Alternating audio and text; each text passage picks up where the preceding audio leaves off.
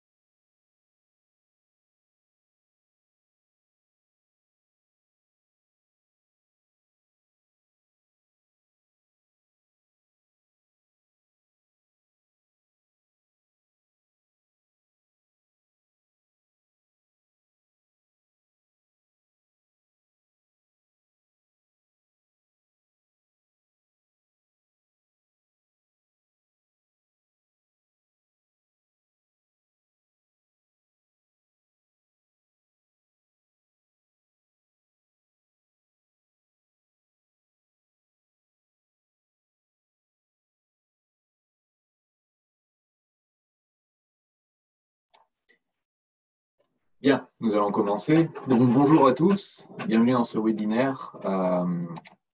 Pour affiner vos estimés de projet avec Bluebeam Revue, et aussi nous regarderons rapidement comment connecter Bluebeam Revue avec Excel quand vous disposez de la version Revue extrême.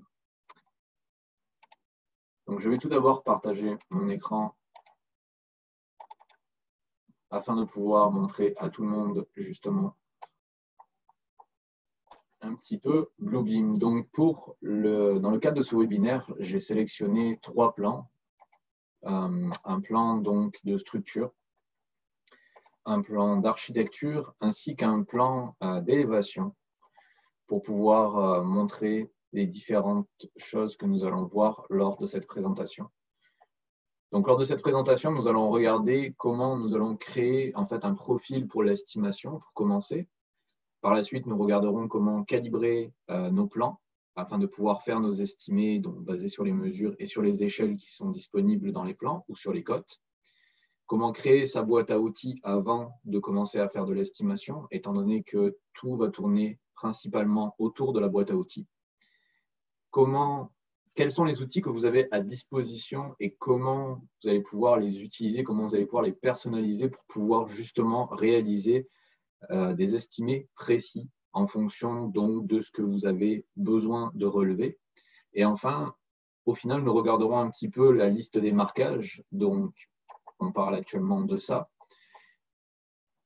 afin de pouvoir justement compiler son information, voire créer des formules et être capable par la suite de l'exporter par Excel, ainsi que comment nous pouvons connecter cette donnée à Excel directement, comment nous pouvons connecter certaines données en fait, de notre relevé directement avec l'Excel.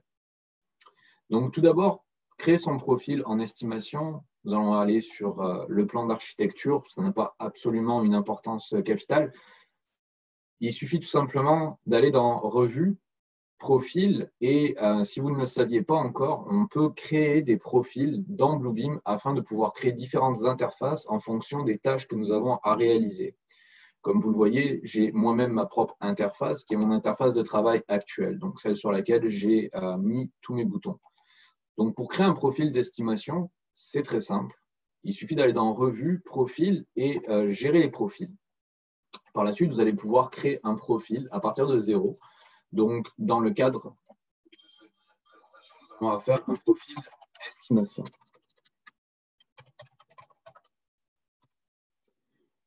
Comme vous le voyez, mon interface a flashé. Ça veut dire que je suis sur mon nouveau profil. Effectivement, ça ressemble trait pour trait à l'ancien, c'est normal. Bluebeam ne va pas vous afficher un profil sans aucun bouton. Concrètement, il va prendre votre ancienne, le dernier profil sur lequel vous étiez et il va tout simplement le reproduire. Et à partir de là, vous allez pouvoir le personnaliser. Donc, personnaliser un profil, ce n'est pas très compliqué. Il suffit, par exemple, de faire un clic droit et déjà là, vous allez avoir toutes les barres d'outils en fait, que Bluebeam propose. Dans le cadre d'un profil en estimation, je vais souvent recommander d'afficher en fait les outils mesurés. Mesurés étant tous les outils qui sont à ma disposition pour faire des mesures, que ce soit des mesures linéaires, que ce soit des mesures de surface, que ce soit des décomptes. Donc tout ceci va nous permettre de pouvoir justement avoir tous les outils en place, ainsi que la possibilité de calibrer notre plan, soit par ici, ou dans tous les cas, d'avoir aussi la possibilité de le faire ici. Dans le cadre de cette présentation, ces plans sont déjà calibrés, mais je vais vous montrer quand même comment nous pouvons les recalibrer, donc les diverses façons que nous avons pour pouvoir calibrer un plan. Donc, l'objectif, comme je l'explique, c'est de créer des barres d'outils qui vont être nécessaires à vos estimés. Dans le cas présent, des esquisses ne me seront pas nécessaires. Donc, je n'ai aucune importance à avoir ces esquisses dans mon interface.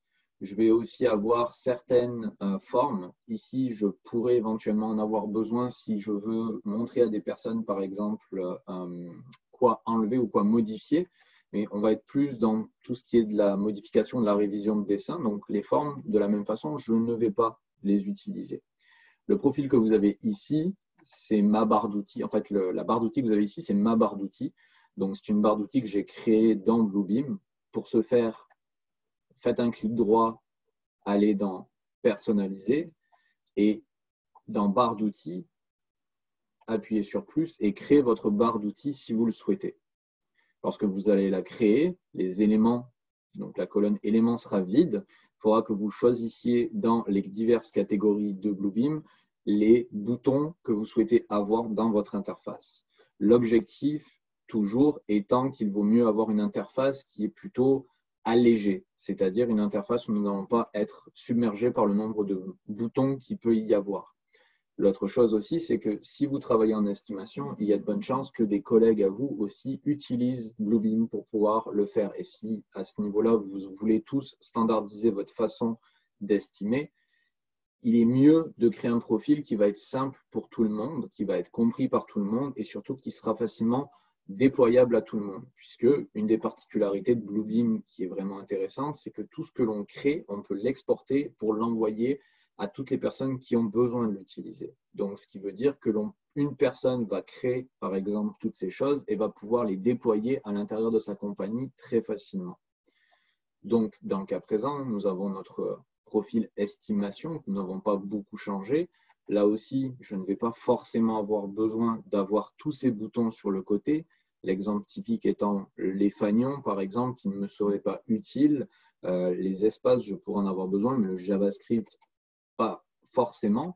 Donc, je vais pouvoir masquer en fait tous ces boutons qui ne vont pas forcément me servir à quelque chose. Pour ce faire, faites juste un clic droit sur les boutons et vous allez pouvoir tout simplement les enlever. Donc, par exemple, les liens, de la même façon, je vais pouvoir les masquer. Je vais garder les layers et je ne vais pas garder les signés. Je vais garder les calques, puisque les calques peuvent être utilisés. Moi, personnellement, je l'utilise beaucoup dans Bluebeam.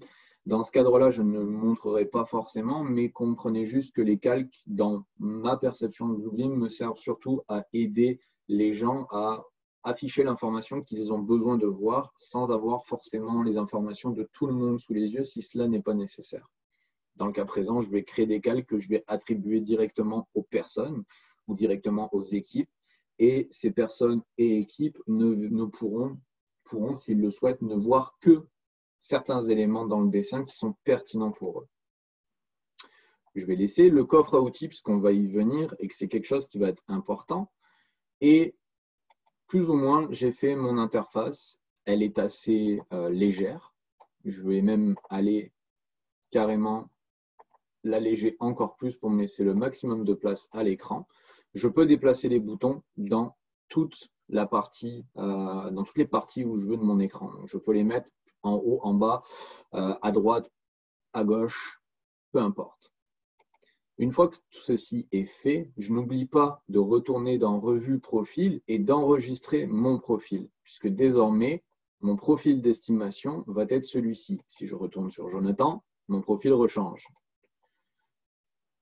Petite note, n'oubliez pas que les profils contiennent non seulement votre interface, mais vont contenir tout le contenu que vous allez créer techniquement, que vous allez créer personnalisé dans Bluebeam. Donc, c'est-à-dire que quand vous allez exporter un profil, vous allez aussi exporter en même temps les boîtes à outils sur lesquelles on va venir en quelques minutes, ainsi que l'organisation des colonnes dans la liste des marquages, qui là aussi va prendre une importance dans le cadre d'une estimation. Maintenant, nous allons regarder comment calibrer un plan. Habituellement, les plans disposent d'échelles. Donc, dans Bluebeam, vous avez ici mesure, qui est en fait assez mal traduit pour le coup, puisqu'on va parler plus d'un calibrage de plan, en fait, tout simplement.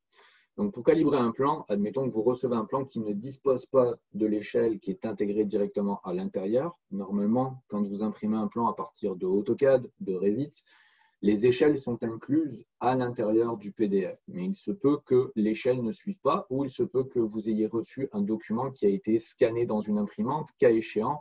Votre document, désormais, est comme une image, donc vous êtes assez limité en termes de capacité. Ça va vous fermer la porte à certains outils. Donc, à partir de là, je vais souvent recommander, mais dans le cas, je vais souvent recommander d'avoir un dessin qui sort directement dans le logiciel de dessin, donc un PDF qui a été imprimé directement à partir d'un fichier CAD ou d'un fichier de Revit. Mais ça peut arriver qu'on ait encore évidemment des plans scannés qui nous soient envoyés. Ça ne veut pas dire qu'on ne pourra pas les travailler avec Bluebeam, ça veut dire qu'il y a certaines fonctionnalités qui ne vont pas tout simplement être aussi faciles à utiliser qu'elles pourraient l'être quand notre plan sort directement dans un logiciel de dessin. Puisque quand il sort dans un logiciel de dessin, on parle de lignes vecteurs, ou vectrices dans le cas présent. Et donc, du coup, ça me permet de faire certaines choses que je vais vous montrer dans quelques minutes. Donc, pour calibrer un plan, vous voyez qu'ici, mon plan, lui, est déjà calibré. Nous avons la possibilité d'avoir des échelles prédéfinies qui sont disponibles ici, ou nous avons la possibilité de créer des échelles personnalisées qui va vous permettre de vous adapter à n'importe quelle échelle. Cas échéant, vous pouvez aussi séparer les échelles verticales et horizontales, donc c'est-à-dire les X et Y. Ça va souvent être utilisé, notamment quand vous allez avoir différents types de dessins, puisque généralement, vos sets de plans ne vont pas arriver avec juste un dessin, ils vont arriver avec plusieurs dessins. Sachez que le calibrage peut être appliqué sur toutes les pages, il peut être appliqué sur seulement une page spécifiquement, ou on peut aussi calibrer grâce à fenêtre d'affichage. Quand vous cliquez ici, vous pouvez calibrer directement juste un espace du dessin, ce qui peut être très utile, par exemple, lorsque nous avons un plan qui va contenir différentes vues à l'intérieur de notre feuille, tout simplement. Donc, pour calibrer un plan, comme je vous dis, si nous allons dans personnel, ici notre plan est déjà calibré, mais admettons que j'ai besoin de le calibrer et qu'il n'y ait pas d'échelle déjà incluse, j'ai ici des cotes.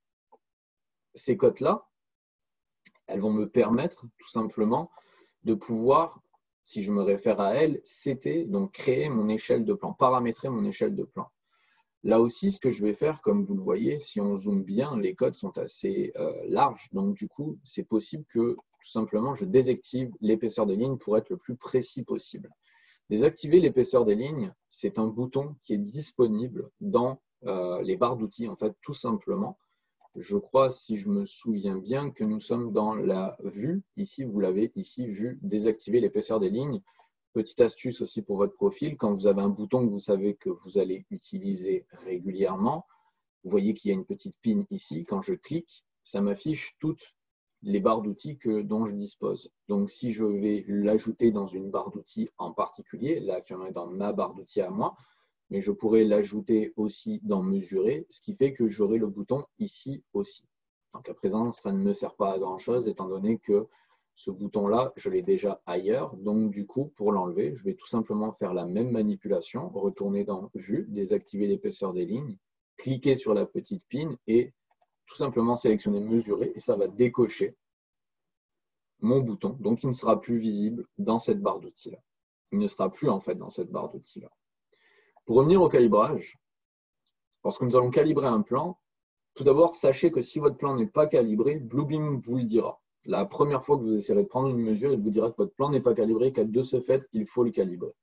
Généralement, vous allez trouver l'échelle dans ce coin-là de la page ou possiblement aussi dans le cartouche. Dans le cas où elle n'est pas indiquée. Là, c'est un plan de Bluebeam, donc elle n'est pas indiquée. Je vais utiliser tout simplement le calibrage manuel.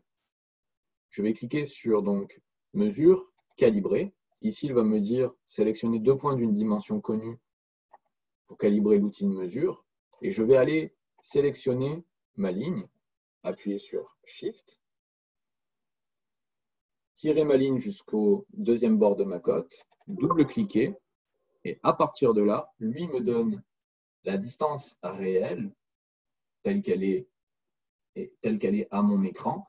Et ici, je vais avoir son interprétation comme étant la distance dans la réalité. Donc, je peux le changer. Et au lieu d'aller chercher les pieds et pouces, je vais aller tout simplement mettre en millimètres et mettre donc le résultat que j'ai pris, à savoir 9144. Ce qui fait que mon plan va être automatiquement passé en millimètres. Donc dans ce cas-là, je ne vais pas le faire, je ne vais pas appliquer l'échelle puisque tout simplement, je souhaite rester en pouces et en pieds. Je peux le changer par la suite, mais afin d'éviter trop de manipulations inutiles pour cette présentation-là, je vous montre comment le faire. Par la suite, vous allez pouvoir tester aussi chez vous pour pouvoir l'essayer. Une fois que notre plan est calibré, je dirais la troisième chose à faire, selon moi, la première fois qu'on travaille avec Bluebeam ou si on ne l'a jamais fait auparavant, ça va être de créer des boîtes à outils. Les boîtes à outils, je dirais jamais assez que c'est une des choses les plus centrales de Bluebeam. Concrètement, que vous le pensiez ou non, c'est une réalité. Dans mon expérience, tout le monde écrit les mêmes choses, tout le monde parle des mêmes sujets lorsqu'il travaille.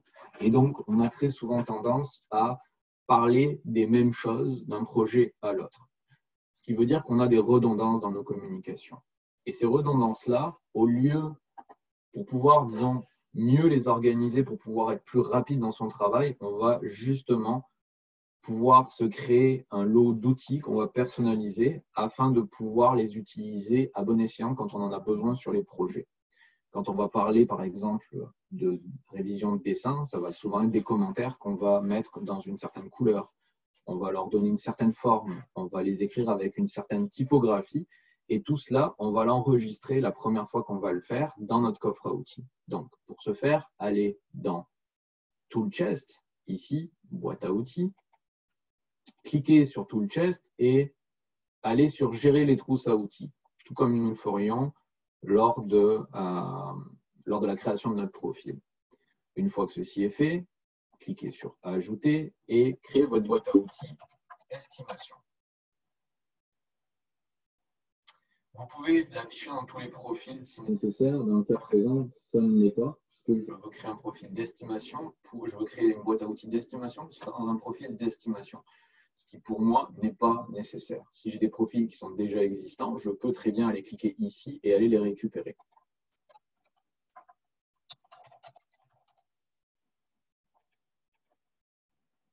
Ici, vous voyez toutes les boîtes à outils, donc je vais l'enregistrer. Et vous voyez qu'il y a un profil, il y a une boîte à outils estimation qui donc a été créée. Les premières fois, je vous recommande de cliquer sur le petit engrenage, le petit gear, et de mettre ça en détail. La différence du détail versus le symbole, c'est-à-dire le symbole, vous n'aurez juste que la représentation graphique de la notation. Le détail, vous allez avoir les noms qui vont venir avec. Lorsqu'on commence, c'est toujours mieux de faire ça de cette façon-là. Maintenant, on va pouvoir commencer à rentrer dans justement les outils qui sont à votre disposition pour pouvoir faire l'estimation. Donc, on a allumé les outils mesurés dans notre profil. L'objectif, maintenant, ça va être de regarder les 3, je dirais, outils les plus communs utilisés en estimation. On va parler principalement de longueur, donc de mesure linéaire, on va parler de mesure de surface et on va parler de décompte. On va commencer par une longueur. Pour ça, je vais aller dans mon plan de structure. Disons que mon travail en tant qu'estimateur est de déterminer combien j'ai de poutres de structure actuellement sur le plan par catégorie et j'ai besoin aussi de confirmer la longueur de ces dernières. Donc, je peux avoir les deux combinés. Je peux créer un jeu de paramètres dans mon outil de façon à ce qu'à chaque fois que j'en relève un, il me fasse un décompte de 1. Et qu'en plus de ça, j'ai les mesures. Là, dans le cas présent, on va rester ça simple pour que vous compreniez bien, on va garder ça simple pour que vous compreniez bien déjà comment utiliser les différents outils et comment les personnaliser. Donc ici, nous avons des W12 par 26 et ici, nous avons des W18 par 65 qui sont donc les numéros de référence de nos poutres de structure qui représentent notamment leur poids selon par longueur en fait. Donc à partir de là, je vais créer ces deux types de poutres. Je vais aller utiliser donc, pour que tout le monde voit bien, la polylongueur. Pourquoi je n'utilise pas la mesure? Parce que la mesure a ce petit défaut à mes yeux que d'avoir ces deux petites barres qui m'empêchent et que je ne peux pas enlever. Quand je vais faire un estimé en structure, l'objectif, ce n'est pas d'avoir un dessin qui est trop chargé. L'objectif, c'est d'avoir un dessin qui soit le plus clair possible. Donc, on va commencer avec notre 18 par 65. Je vais commencer à accrocher la ligne ici, faire Shift pour être sûr que mon trait est droit, relâcher Shift pour avoir la fin de mon petit carré. Vous voyez que si ça le décale, il me le bloque en fait. Et je vais avoir ma première polylongueur. Je vais en faire une seconde, ici, qui ne sera pas connectée à la première. Comme vous le voyez ici, je peux personnaliser mes outils. Si vous avez autant d'options, ce n'est pas pour rien. C'est fait à dessin, en fait, tout simplement. C'est parce qu'il faut que vous compreniez que toutes vos informations que vous relevez sur le dessin, vous allez les retrouver dans cette liste qui s'appelle la liste des marquages. Donc, à partir de là, il faut que vous regardiez, il faut que vous repensiez votre façon, ce que vous avez besoin, disons, de marquer sur un dessin ou pas, sachant si la personne à qui vous envoyez ça va avoir accès à ça ou si elle va juste imprimer le dessin à une imprimante et donc avoir besoin peut-être aussi d'avoir ces longueurs visibles. Donc, ma 18 par 65, je vais la faire en bleu. Je vais l'épaissir un petit peu. Je vais la surligner comme ça, je vais être certain qu'à chaque fois, je vois en fait ma barre en arrière. Je vais lui enlever un peu les informations visuelles que je vois actuellement. Donc, c'est-à-dire ici, en cliquant ici, j'enlève déjà les mesures de segments. Et là, en cliquant ici, carrément, j'enlève la légende. Ce qui fait que, comme je vous l'ai dit encore une fois, ce n'est pas important puisque dans ma liste des marquages, je peux très bien avoir, j'ai déjà en fait actuellement mes informations. Donc, ma 18 par 65 actuellement, elle est bleue, elle est faite comme telle, ça me convient. Je vais donc à partir de là cliquer ici. Et au lieu d'appeler ça mesure polylongueur, parce que vous allez avoir énormément de mesures polylongueur, sinon dans votre liste, on va l'appeler tout simplement W18 par 65. Et ici, je vais l'ajouter à estimation. Et d'où l'importance de créer un coffre à outils avant de commencer. Puisque la première fois que vous allez le faire, ça va être exactement de la même façon. Ici, nous allons regarder, nous allons faire ça différemment. Pour le coup, celle-ci, nous allons plutôt la mettre en vert. Non, on va plutôt la mettre en rouge, en fait, excusez-moi. Même chose, on va aller assez rapidement. Hop, j'enlève les informations qui ne me sont pas utiles. Je fais en sorte de la surligner. Et je vais l'appeler W12 par 26. Je vais aussi aller ici, des élévations intérieures, et admettons que par exemple j'ai une fenêtre à calculer, ou disons que non, allons faire ça autrement, même carrément, allons chercher peut-être une surface. On va aller par exemple prendre une surface de bureau comme nous avons ici. Là, dans le cas présent, ce que je souhaiterais avoir, c'est une surface, mettons une estimation de plancher. Pour ce faire, normalement, je vais juste à créer en fait une surface de la même façon, ici sur ce plan-là. Et de la même manière qu'auparavant, je vais pouvoir, par exemple, personnaliser ça. Donc, admettons que dans le cas présent, je personnalise tout ça pour que ce soit une surface, mettons, de béton, un plancher, une dalle de béton. À l'avenir, je puisse être capable de calculer ces dalles de béton-là. Je vais les mettre dans mon estimation. Comme vous voyez, en fait, ce que j'ai fait sur le plan de structure et sur le plan d'architecture, qui ne sont pourtant pas connectés à proprement parler, ces deux plans, pourtant, je peux créer mes outils et je les ajoute toujours à ma boîte à outils, parce que tout est toujours relié à ma boîte à outils, tout simplement. Comme celui-ci n'est pas bon, je vais faire ça ici. Petit outil à connaître que vous m'avez vu aussi sélectionner, c'est le remplissage dynamique. Alors, le remplissage dynamique, c'est un outil qui est très pratique, mais qui peut être tricky par moment, c'est-à-dire que ça va nous permettre tout simplement d'aller remplir une pièce comme si on avait un pot de peinture.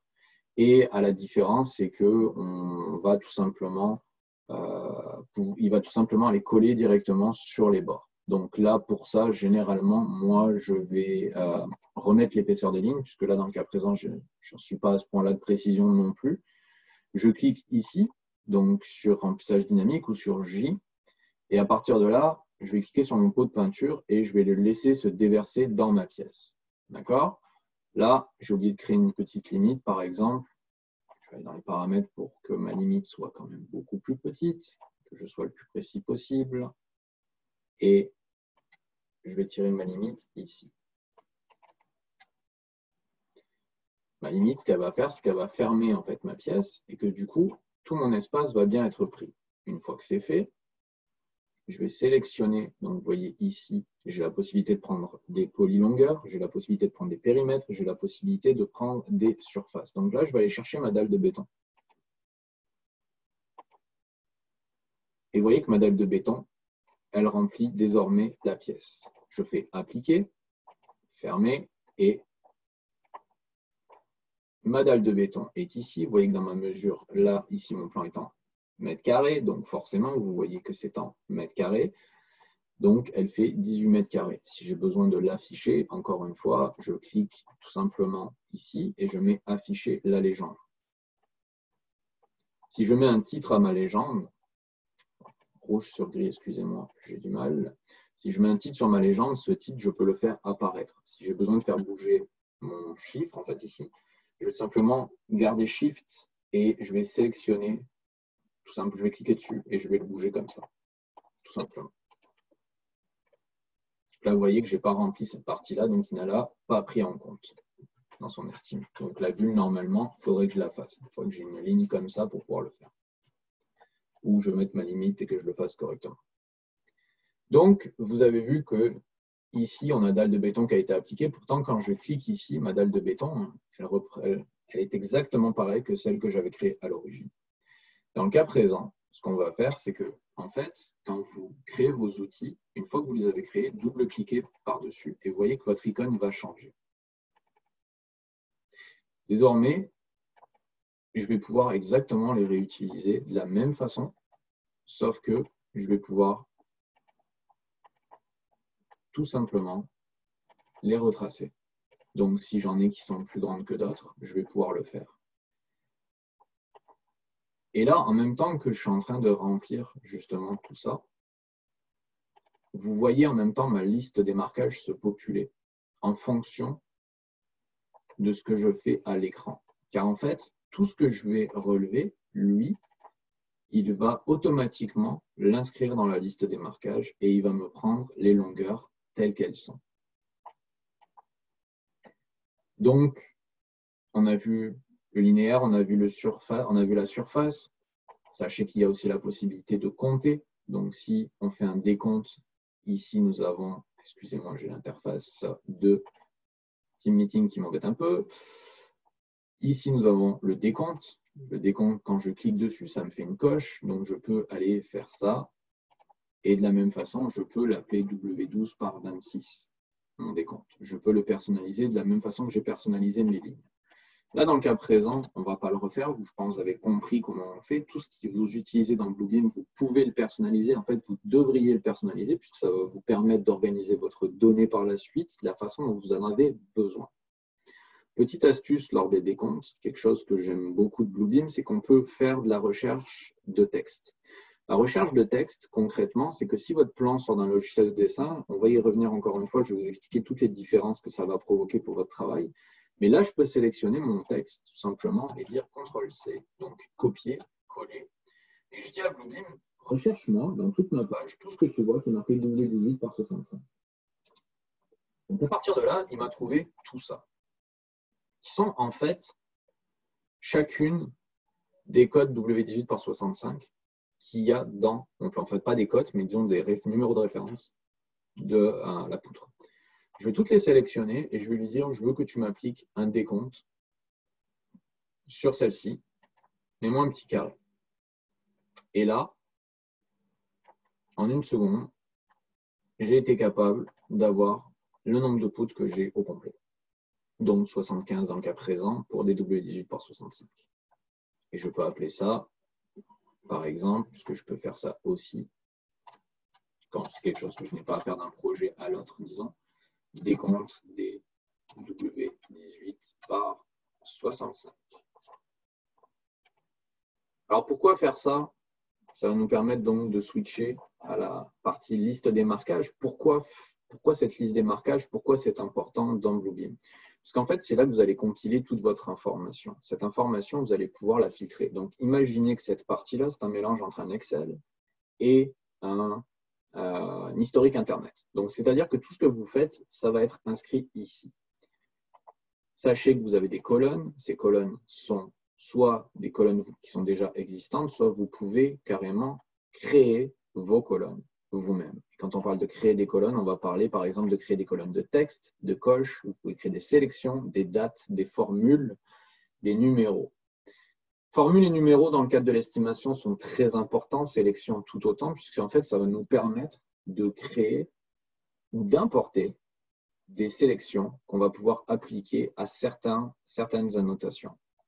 Donc, par exemple, si je crée une sélection et je vais créer un élément en particulier, je peux même lui attribuer l'objet. Vous voyez, objet ici et le même objet que nous avons ici. Donc, c'est-à-dire que si je dis que cet élément est attribué à cet objet, donc c'est une valeur par défaut, il ne s'affichera que lorsque je ferai cette annotation-là en particulier. Par exemple, si c'est un prix, ce ne sera qu'un prix qui sera disponible que à cet élément-là. Ça pourrait être une colonne qui peut me dire sélection de prix unitaire. Et à ce moment-là, je devrais tous les rentrer. Je peux aussi importer un fichier CSV. Donc, fichier CSV, c'est un fichier Excel. Concrètement, on peut donc importer des listes de prix directement dans Bluebeam pour pouvoir les avoir de disponibles quand on fait ces estimations.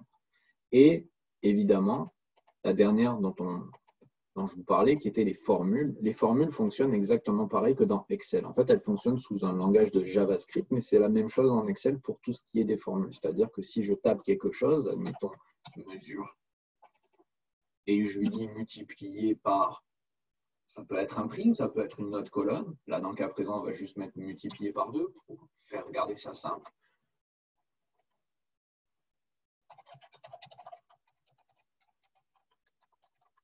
Exemple, colonne formule. Ici, je décide que, par exemple, ça peut être une devise et que je vais avoir maximum 2 décimales et que ça va être en dollars. Et l'inclure dans les totaux. Et donc, ma colonne va être ici. Et comme vous le voyez, en fait, il a pris mon résultat, qu'il a multiplié par 2 et qui m'a donné, mettons que c'est 2 dollars du pied linéaire. Ben, je vais donc avoir à chaque fois multiplié par 2 ma mesure. C'est très simple. On peut pousser ça très loin. On peut pousser ça très. J'ai des quelques personnes qui poussent ça très loin lors de leurs estimés, qui font donc plusieurs formules croisées. Et l'avantage, c'est que vous pouvez donc envoyer tout ça par après en Excel, en fait, dans Excel, exporter ça en Excel. De la même façon, quand vous personnalisez vos colonnes comme ça, n'oubliez pas d'enregistrer votre profil, puisque les colonnes sont reliées directement à votre profil. Si je change de profil, je change de colonne. Si je ne les ai pas enregistrées, elles reviendront comme la dernière fois que je les ai faites. Donc, une fois qu'on a ça, appliquons ce qu'on est en train de dire, on va pouvoir, premièrement, les filtrer. Donc, nouveauté de 2020, on peut créer des filtres complètement personnalisés et les sauvegarder. ce qui fait que je peux créer des filtres spécifiques pour mes estimés. Et ça peut être pas mal pratique pour ceux qui maîtrisent déjà bien l'utilisation que je suis en train d'en faire. L'autre chose, c'est quand on crée des filtres, ça nous permet aussi tout simplement de sélectionner qu'est-ce qu'on a besoin de voir. Donc là, on parle juste, vous voyez, automatiquement, ça grise tout le reste, mais on parle juste pour des besoins pour vous de faciliter ou de pouvoir extraire l'information. C'est autant utile qu'en estimation que ça peut l'être lors de la révision de dessin ou de la coordination, par exemple, puisqu'en fait, on peut filtrer notre information pour ne montrer uniquement que ce qu'on a besoin de voir, nous. Une fois que ceci est fait, lorsqu'on clique ici dans la liste des marquages, on a 3 possibilités. Un récapitulatif CSV, XML ou PDF. PDF, c'est plutôt un rapport. Je vais plutôt l'utiliser lors de la révision de dessin plutôt que dans l'estimé, mais je peux l'utiliser aussi en estimé. Mais là, dans le cas présent, je vais plutôt aller sur un récapitulatif CSV. Et lorsque je clique ici, maintenant, j'ai la possibilité de sélectionner ce que je veux exporter comme information. Si certains d'entre vous utilisent des logiciels d'estimation, ces logiciels d'estimation, normalement, vont vous demander soit de travailler directement dedans, mais si on parle de systèmes comme Salesforce, par exemple, là, il va vous demander d'importer des choses. Vous allez pouvoir importer des fichiers Excel, des fichiers CSV, donc. Tout est question de mettre ça dans les colonnes dans le bon ordre pour les importer facilement. Mais vous pouvez tout simplement créer en fait un type de colonne. Vous pouvez même enregistrer votre configuration pour que ça sorte toujours de la même façon afin de pouvoir le repousser par la suite dans votre logiciel d'estimation qui, lui, va faire les calculs pour vous, peut-être avec des listes de prix qui sont connectées à ce système-là. Là, dans le cas présent, comme vous voyez, je peux donc choisir l'emplacement où je veux le mettre, je peux créer des rapports par auteur, je peux ajouter des dates aussi sur le titre de mon document. Je vais pouvoir soit voir tous les marquages, tous les totaux et les marquages et les totaux. On va choisir marquage et totaux. Je vais avoir toute la possibilité aussi de personnaliser mon rapport au final, mon export, et même de filtrer en fait mon information. Donc là, pour le coup, je vais enlever surlignage et je vais juste laisser ceci. Et les colonnes, je peux aussi choisir de ne pas en exporter. Par exemple, les statuts, je n'ai aucune utilité de les exporter, je ne les utilise pas dans le cas présent. La date, je vais l'exporter, non, ce n'est pas vraiment utile pour moi. Le commentaire fait boucle avec ma mesure, en fait, tout simplement. Et l'étiquette de page, dans le cas présent, je sais quelle page je fais, donc je n'ai pas besoin de l'exporter aussi.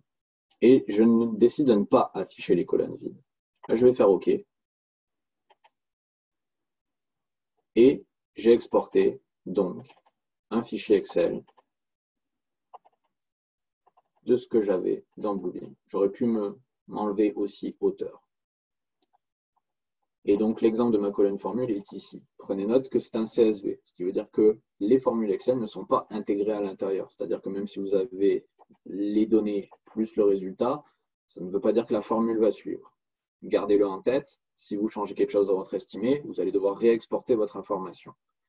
La deuxième possibilité qu'on a, c'est de pouvoir aussi créer en fait des liens de connexion entre Excel et Bluebeam directement. Ça, ce n'est disponible qu'avec la version revue extrême et ça va fonctionner de cette façon. On va aller ici dans lien de quantité.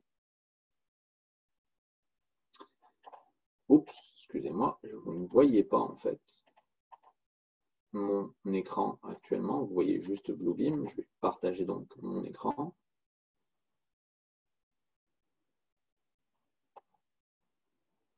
Sur mon fichier Excel. Donc déjà, je vais vous montrer un petit peu le fichier Excel qui est sorti sans l'avoir retouché. Et maintenant, on va aller voir le deuxième Excel dont on va se servir pour pouvoir connecter Bluebeam avec les liens de quantité. Donc, les liens de quantité, je reviens là-dessus. Je fais un clic droit sur mes cellules. Ici, j'ai une nouvelle option qui s'appelle lien de quantité. Je vais créer un lien de quantité. Donc, là, il m'a automatiquement loadé les documents. Alors ça, c'est parce qu'en fait, j'avais déjà fait un lien de quantité sur ce document-là, ce qui fait que je ne vais pas le faire. Je vais plutôt aller faire ça sur mon autre fichier Excel. Disons que mon lien de quantité, je vais le créer de 0. Vous voyez qu'ici, j'ai la possibilité d'ajouter des fichiers donc pour ça. Là, dans le cas présent, le fichier que j'utilise, moi personnellement, c'est celui-ci. Et celui-ci, il n'est pas enregistré ici, puisque ça, c'est mes plans de démonstration. Mon fichier est enregistré ailleurs.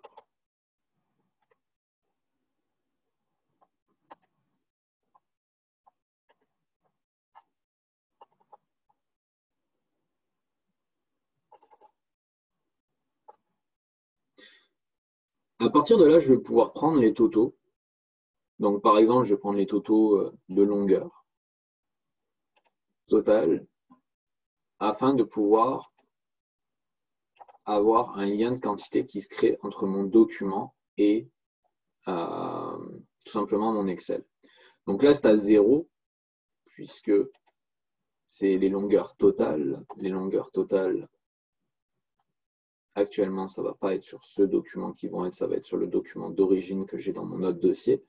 Donc c'est pour ça que ça affiche un 0.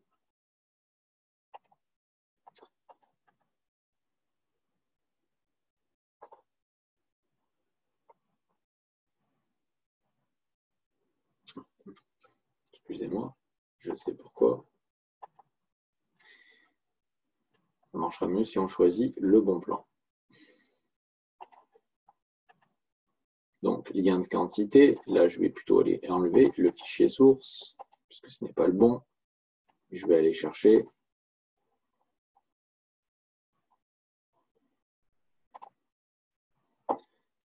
mon fichier directement dans Bluebeam.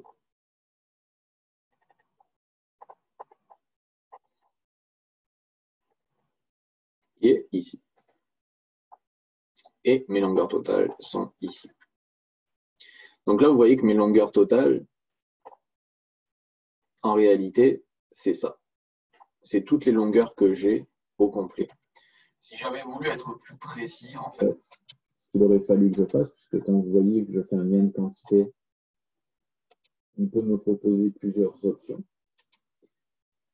C'est qu'en fait, techniquement, si je personnalise un petit peu plus mes outils, c'est-à-dire que si ici, dans mes paramètres, je commence à jouer avec les titres, les objets et l'auteur, je vais avoir différents niveaux de classement que je vais pouvoir utiliser tout simplement pour pouvoir en fait séparer ma donnée lorsque je vais faire ces liens de quantité et avoir ce calcul automatique qui se crée, donc qui connecte à cet Excel. C'est-à-dire que si par exemple ici je fais n'importe quelle longueur supplémentaire, parce que là j'ai pris ça de manière plus généraliste, d'accord, on va prendre une longueur au hasard,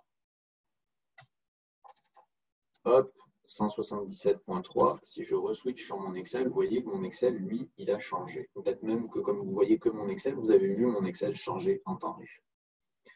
Donc, à partir de là, maintenant, on a un Excel qui est connecté. Donc, dépendamment de comment vous estimez, vous pouvez créer cette connexion-là entre un Excel. Cette option, encore une fois, elle est disponible uniquement dans Bluebeam Revue Extrême. Avant de terminer, je voudrais juste passer sur un des points sur lesquels j'ai parlé et que je vais peut-être préciser plus spécifiquement pour que vous compreniez un petit peu. Qu'est-ce que ça va avoir comme impact sur votre travail quand quelqu'un vous envoie un plan qui est scanné versus quand quelqu'un vous envoie un plan qui est sorti directement d'un logiciel de dessin? Tout ce que vous m'avez vu faire depuis le début, je peux le faire sur un plan qui est scanné. Mais par contre, je vais avoir un problème, c'est qu'un plan scanné ne va pas me permettre d'avoir cette accroche-là. Donc, c'est-à-dire que les lignes sont aplaties en fait sur le dessin. C'est-à-dire qu'elles ne sont pas accrochables. Donc, ça m'enlève la possibilité notamment d'utiliser le remplissage dynamique.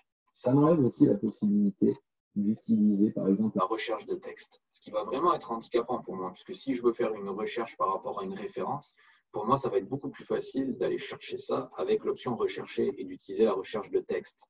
Oui, en effet, il existe la possibilité de faire de la recherche visuelle, c'est-à-dire que quand j'ai un document qui est raster, c'est un document qui est aplati, dont je ne peux pas sélectionner le texte, je vais souvent avoir l'idée d'utiliser ça. Donc là, mon document est très beau techniquement. Donc si je le fais rechercher, il va me retrouver ces mêmes W12 par 26 sûrement. Mais il va peut-être en manquer aussi. On va faire en fait le test directement. Parce que la recherche visuelle est là pour vous aider, mais ça analyse pixel par pixel et vous voyez qu'il y a une barre de sensibilité. Donc cette barre de sensibilité-là, il va falloir jouer avec pour avoir le bon résultat. Ce qui veut dire que ça va vous prendre plus de temps à le faire. Un plan, lui qui est vecteur, il va avoir directement ça. Vous allez juste avoir besoin de sélectionner votre texte et de l'intégrer dans la recherche directement de texte et ça va être fait. Et là, par exemple, très bon exemple, vous voyez qu'il m'a sélectionné ces trois-là, même plus que ça. Ceux-là, ce ne sont pas des W12 par 26. Ça, c'est les décomptes que j'ai déjà fait pour mes W18 par 65. Donc, ça veut dire qu'il faudrait que je relance une recherche avec une sensibilité plus haute. Donc, les plans raster, les plans scannés, de manière générale, à éviter. Ce n'est pas que c'est intravaillable, c'est juste que vous allez être beaucoup plus limité en termes d'options. Ça, ce ne sera pas accrochable, mais vous pourrez toujours tracer la ligne. Par contre, vous allez devoir zoomer pour vraiment voir où est-ce que ça va. Pareil, l'épaisseur des lignes, j'ai la possibilité de le faire parce que les lignes sont vectrices. Là, si c'est un plan qui est raster, je n'aurai pas la possibilité de l'utiliser. Et ça va être beaucoup plus embêtant. Toutes ces petites options-là, ça peut paraître pas important, ça va l'être. L'autre chose aussi que je vois assez régulièrement, c'est concernant la sécurité des documents. Beaucoup d'estimateurs me contactent en me disant que le plan est bloqué à cause d'une signature. Ça, principalement, c'est parce que c'est dû à un problème de communication actuellement et un problème de compréhension sur comment le niveau de sécurité qu'on a besoin de mettre sur un document quand on l'approuve. Les gens, pour la plupart, ne savent pas qu'une signature électronique, il n'y a pas besoin de certifier le document avec le plus haut niveau de sécurité pour être protégé. Si quelqu'un signe et touche à mon document, ma signature automatiquement le montrera et cassera. Donc, ce qui veut dire que ma responsabilité ne pourra pas être engagée sur ce document-là, même si j'ai signé, puisque quelqu'un a modifié mon document et que ça s'est vu notamment dans les signatures. Quand c'est le cas, essayez de le débloquer avec la sécurité, donc document, sécurité, modifier les autorisations. Si ce n'est pas possible, à ce moment-là, retournez vers la personne qui vous a envoyé le plan en demandant à ce que celui qui a mis justement la signature qui bloque le document l'enlève tout simplement ou tout simplement l'enlève au niveau de la sécurité. Voilà. Pour finir, je vais juste répondre à la question. Ah, on ne voit pas Bluebeam, excusez-moi. Je suis plus habitué au partage par Team que par le partage par Zoom Meeting. Voilà. Merci Jennifer. Donc en fait, pour vous remontrer un petit peu la recherche visuelle, j'avais fait ça. J'avais dit recherche-moi ça, mais j'avais baissé la sensibilité ici. Là, ça devrait peut-être un peu mieux fonctionner. Ça va prendre un petit peu plus de temps. Recherche visuelle.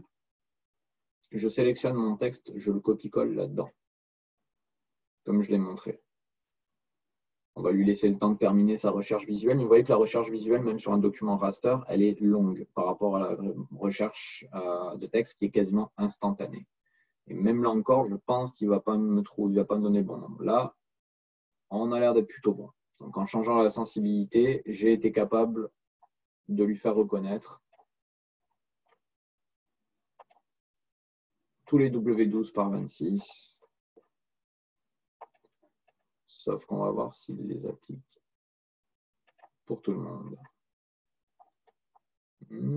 Ça a l'air. Bon, là pour le coup, il a été bon.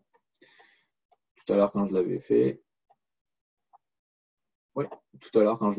il m'avait inclus notamment des W18 par 65. Donc voilà, avant de finir, est-ce que des participants de notre vidéo ont des questions qu'ils souhaiteraient me poser avant qu'on termine la présentation? Vous pouvez lever la main ou directement aller dans questions-réponses.